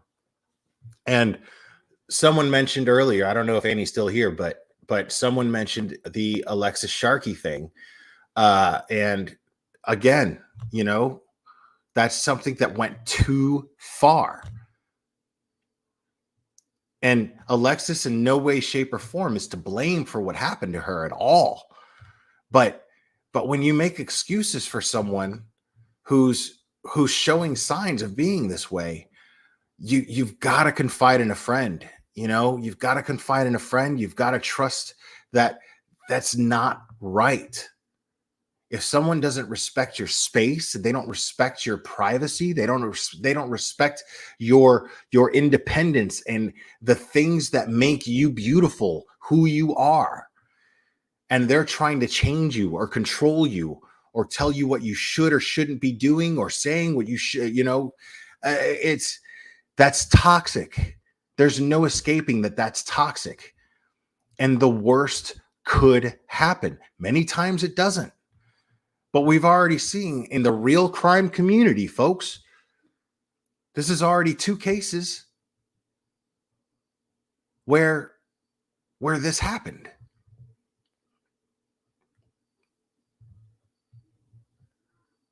Where DV went way too far and somebody ended up dead.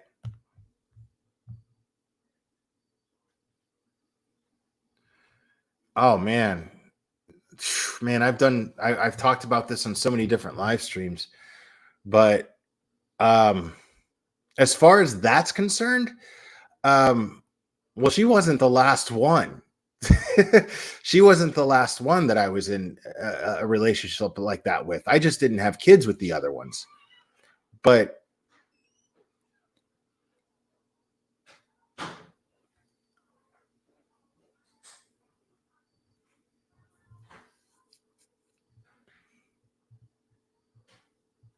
right, making excuses is part of the codependency issue that the individual may want to work on.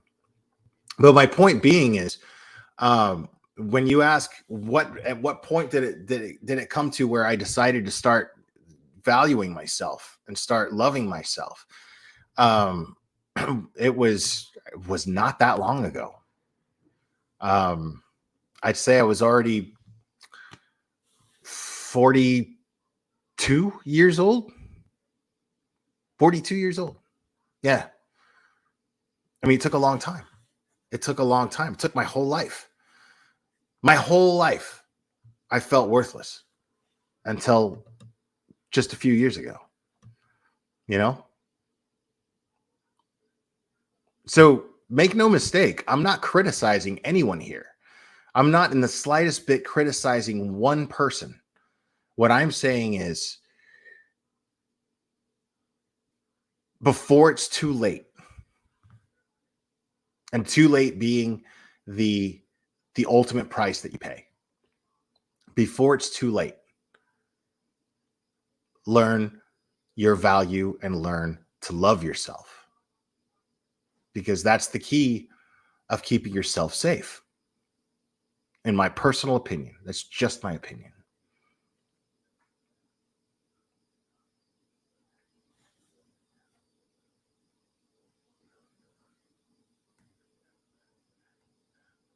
Nah, Cherry, you're amazing.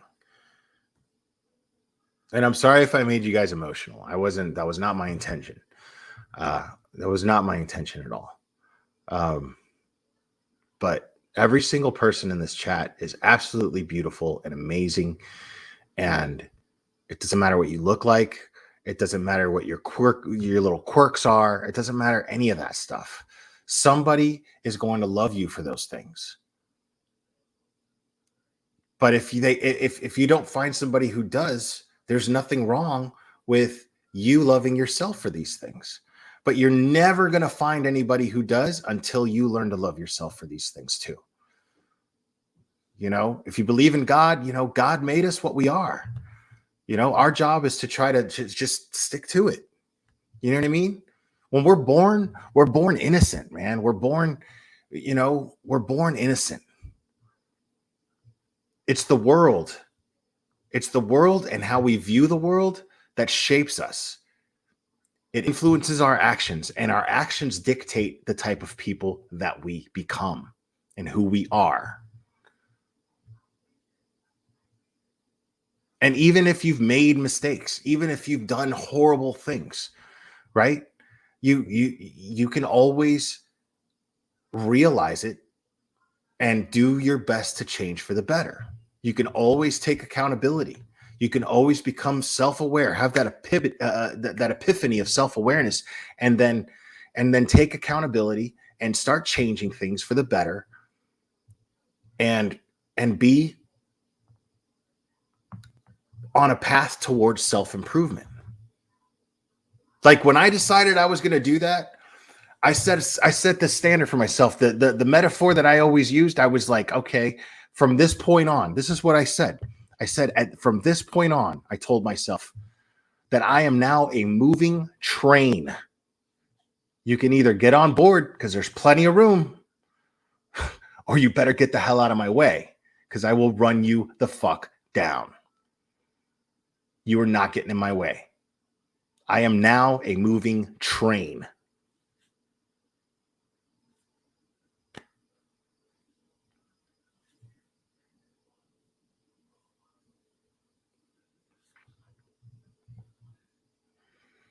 I mean, yeah, that's true. That's true. But that's limited. People don't realize that. People use that too much as an excuse moving forward. I mean, how many serial killers do you hear? Oh, well, my mommy didn't love me enough. You know, I mean, I don't want to hear that. You know, once you become an adult, that's it. You're capable. Your mind has matured enough to where you're capable of seeing your actions and how your actions are affecting other people around you, how your actions are affecting your environment. So therefore, it is on you to take accountability and start making changes for the better. Don't tell me you don't know right from wrong because your parents screwed you up. I don't want to hear that. That's a lame excuse. It's a valid reason for being at a certain point. But beyond that point, once you realize that, then you're allowing your parents to have that power. If sex has become ruined for you for the rest of your life, it takes work.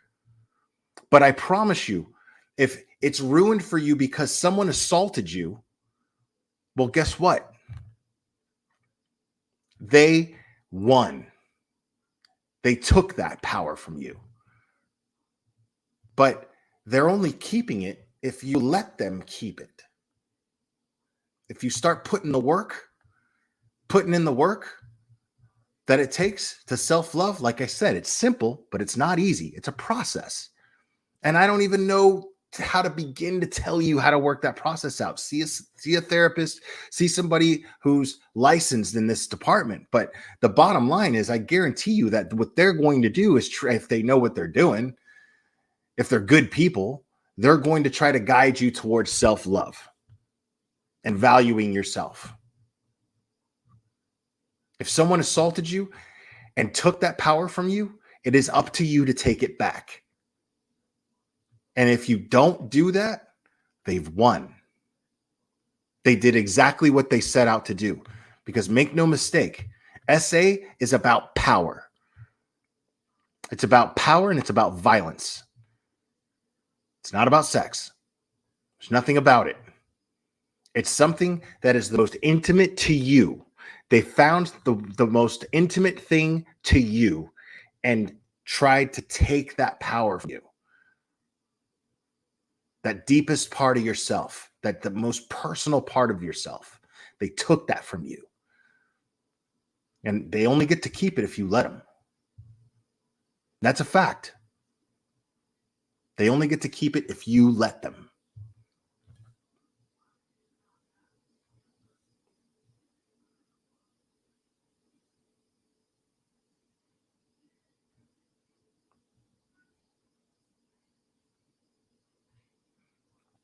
Well, Granny Smith, I've not been on this planet as long as you have. I understand that. You're saying some things can't be fixed, but I'm willing to agree with you on that. I don't think maybe, and this is just me speaking humbly, based on my own experience, which I realize is not anything close to the experiences you've probably had. But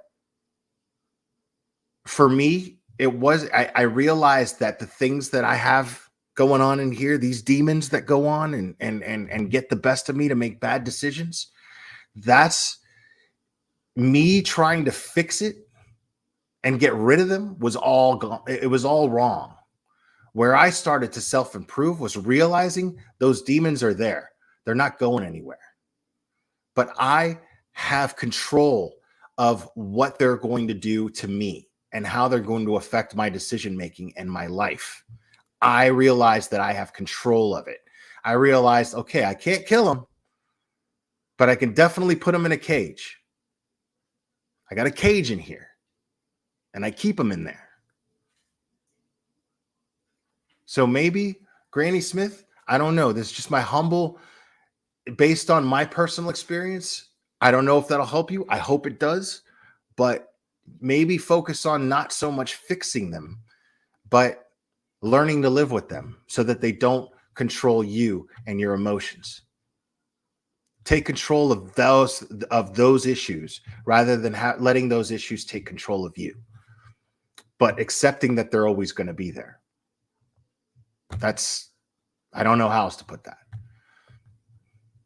And the only reason I feel comfortable telling you that is because you just said that therapy hasn't helped. So,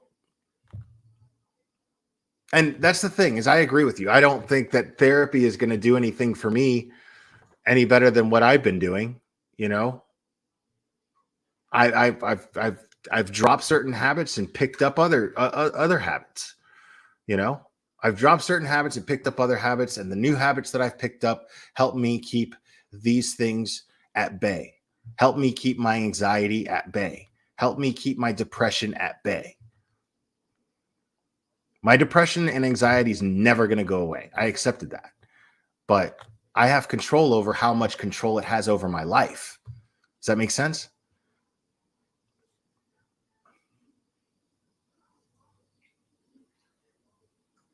Yeah, don't do that. Yeah, don't be doing that.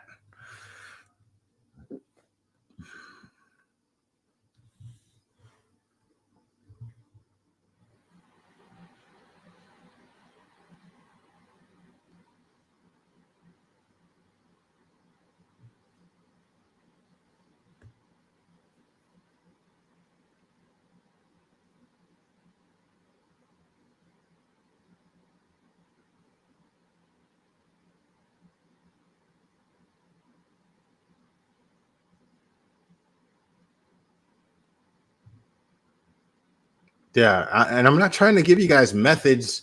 I don't know. Like for me, it's exercise. And doing this stuff with you guys. That helps me feel worthwhile. You know what I mean? Um, these are things that make me feel worthwhile. Uh, I don't know what that is for any of you. I don't know you guys individually. I don't know what that's going to be for you. But I can tell you that the key to happiness is learning to love yourself in a healthy manner. I stand by 100%.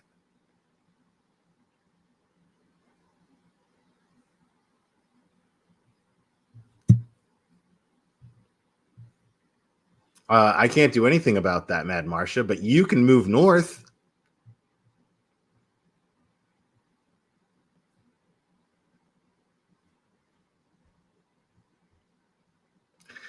Well, see, that's the thing is I don't believe in medication for me personally. I don't. Like I said, I found a way to manage it. But there's other people who maybe that's what they need. Some people's cases are more severe than others. But I'm not a mental health professional. I'm not here to tell anybody what they need to be doing and what they shouldn't be doing. You know what I mean?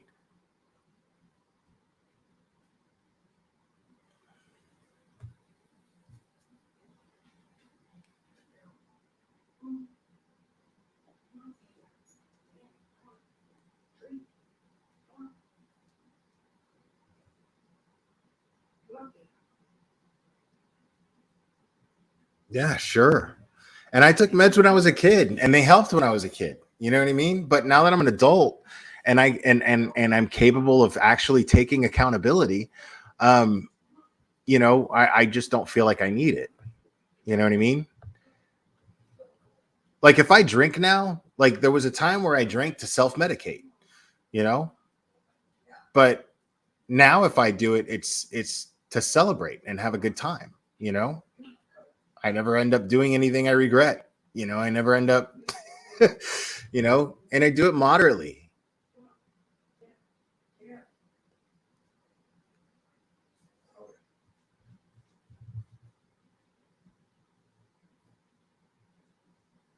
Yeah, see, I don't like trading one dependency for another. How is that not feeding my codependency is the way I look at it. Does that make sense? You know, Getting off antidepressant anxiety medicines are the worst, right? Well, why would I put myself in a position to become codependent on something, to become dependent on something else? How's that helping my codependency issues? Does that make sense?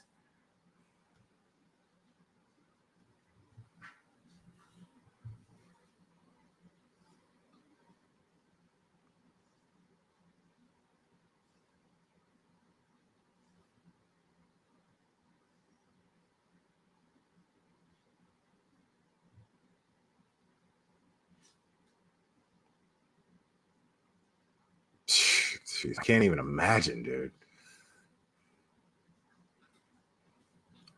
I mean, and that's not for everybody either. And I don't even use it for that. Like I smoke, I'm not ashamed of that at all. I smoke. I like smoking, but I smoke because I like smoking.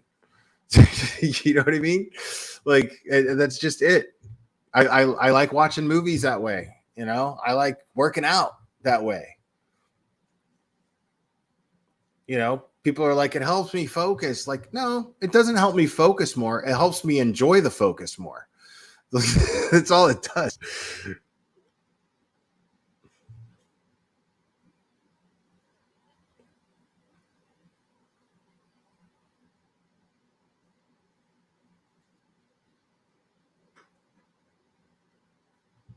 It is if it's prescribed, you know.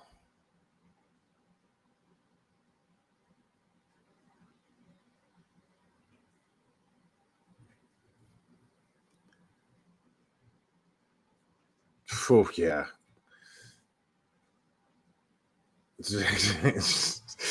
That could be bad, man. I feel like that's just as bad as like you could become a hoarder or something. It's like, how's that not just as bad as like gambling?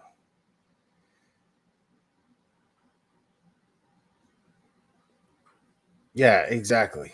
We're all wired differently, man.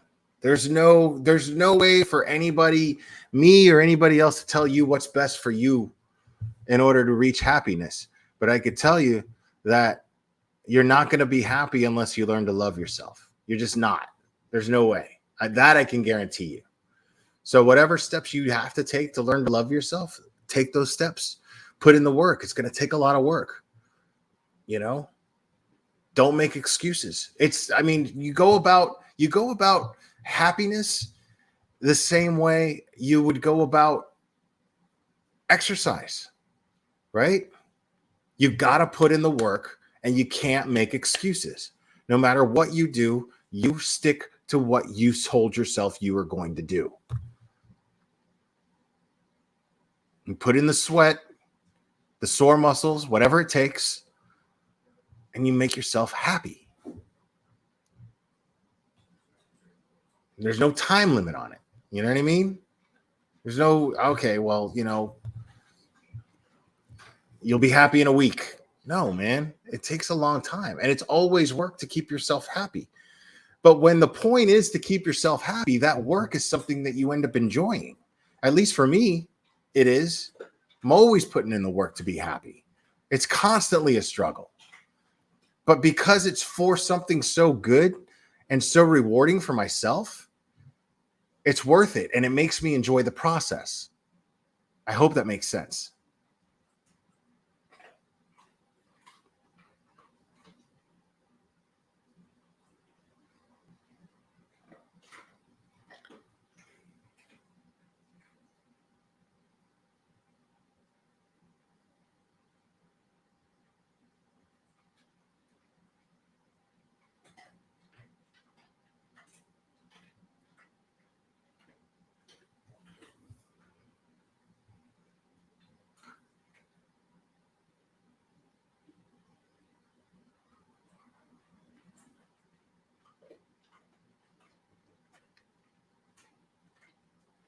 But I'm about to I'm gonna drop a truth bomb on you, Kimberly01.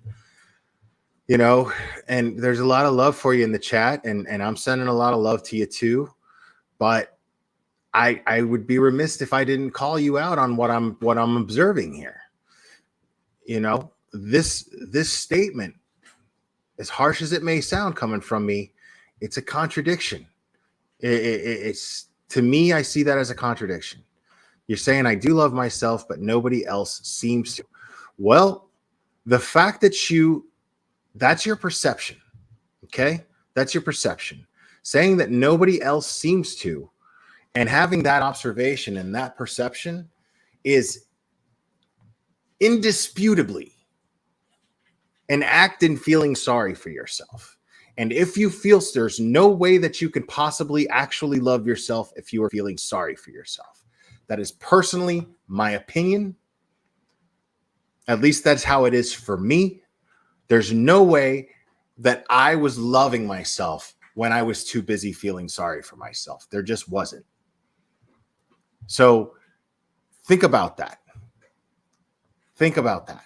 Because I promise you there are people in your life that do love you and do appreciate you. And maybe you're just not observant enough to realize it. Exactly. I couldn't have said that better, Waleska. You don't need someone's validation to know that you're loved. The fact that you're dependent on that validation tells me that you don't actually love yourself the way that I'm talking about people should be loving themselves. And I know that's harsh, and I'm sorry. I'm not trying to pick at you. I promise I'm not trying to pick at you.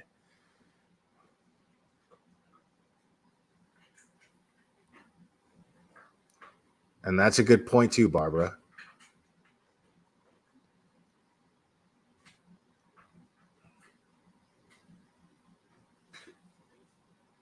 I mean, see, and then I get that, See, I can't do nothing with that. If you took what I'm saying as an insult and an attack against you, I can't do nothing with that. Because I don't think anybody else in this chat took it that way. I honestly don't. And if you did, be honest with me. Please be honest with me.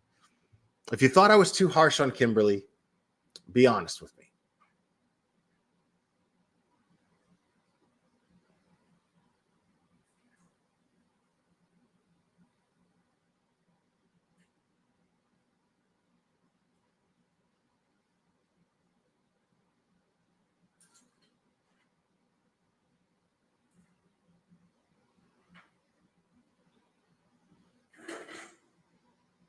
Let's see.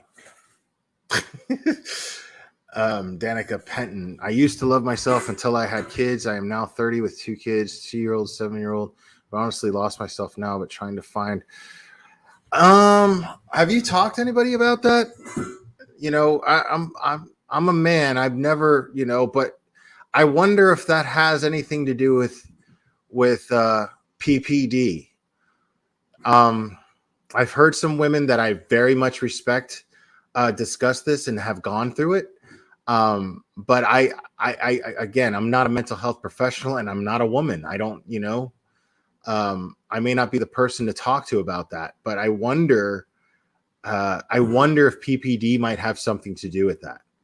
And maybe you just never got yourself out of it. I don't know. I'm just speculating. My very, very uneducated speculation.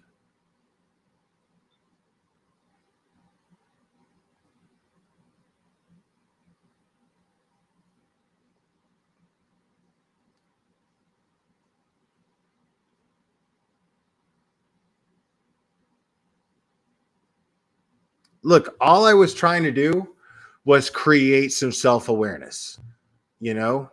Like people, I was trying to make this point this entire life. People tell themselves that they love nobody. If you ask somebody, do you love yourself? 90% of the time, they're going to say, yeah, you know, when they really don't, you know, like if you would have asked me 10 years ago, if I loved myself, I'd have been like, hell yeah, but I didn't, not at all.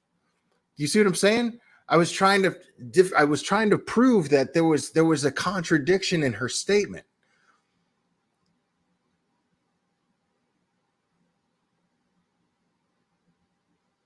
Now, that's freaking ridiculous. That's just plain stupidity. I confirmed to her that nobody else cared. I basically said that everyone does. That everyone does. And that at least someone does.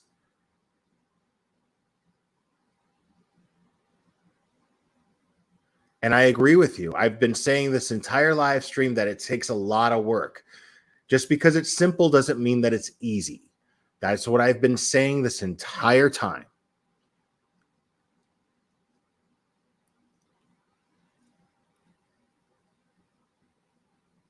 That too. That too.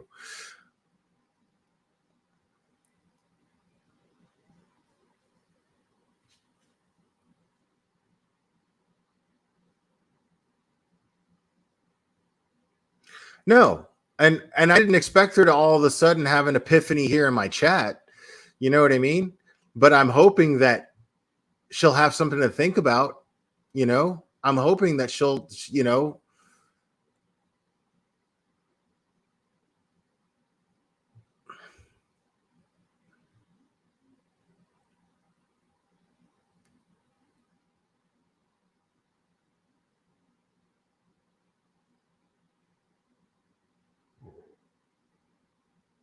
exactly. I kind of got that. Well, I mean, that's your fault. That's your own fault, man. That's your own fault. That's what I'm talking about. If you're an adult and you're in my chat, there's a certain level of accountability that comes with it. You know, you're going to hear things that you don't like sometimes. Maybe ask yourself why you didn't like what I said.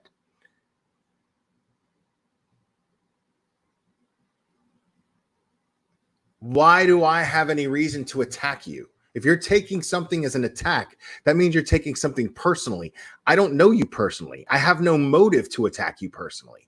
So maybe that should be off of the table right then and there. And maybe it's time to start looking into yourself and asking yourself questions about yourself.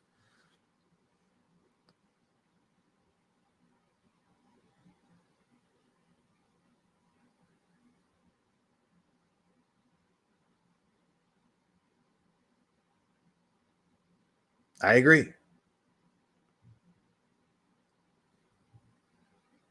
That's all I've been saying. That's all I've been saying.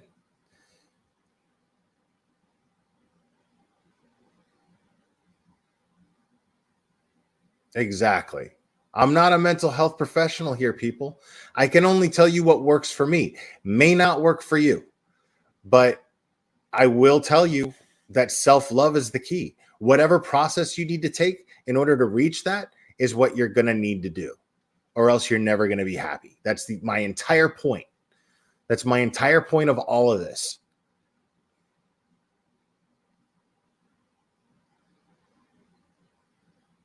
Well, yeah, it's your job to approach things with kids gloves because you're teaching kids. You're a teacher. It's got nothing to do with what we're doing here. That's a grown woman.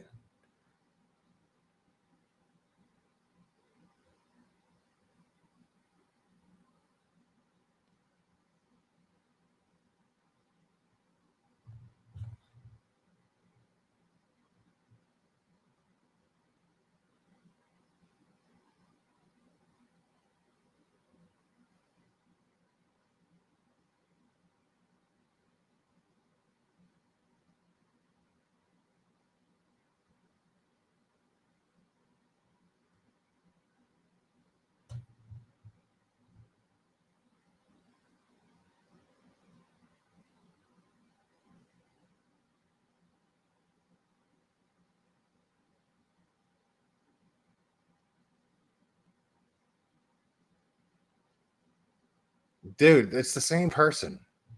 It's the same person. I'm completely convinced of that.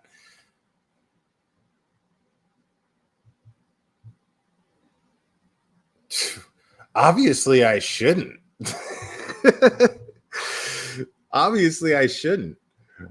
But I mean, but at the same time, I mean, like, listen, I'm gonna, all I could do is give my insight on the subject. I'm trying to use my channel as responsibly as possible.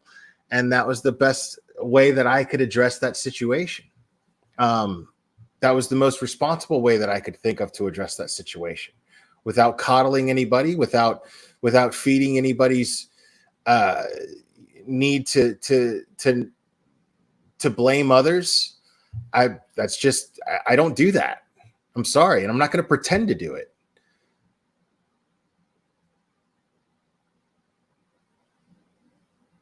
I agree.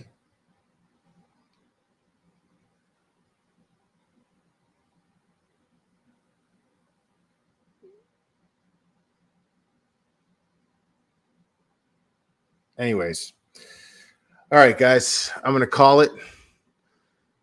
I love you guys very much, and I appreciate you guys being very cool in my chat.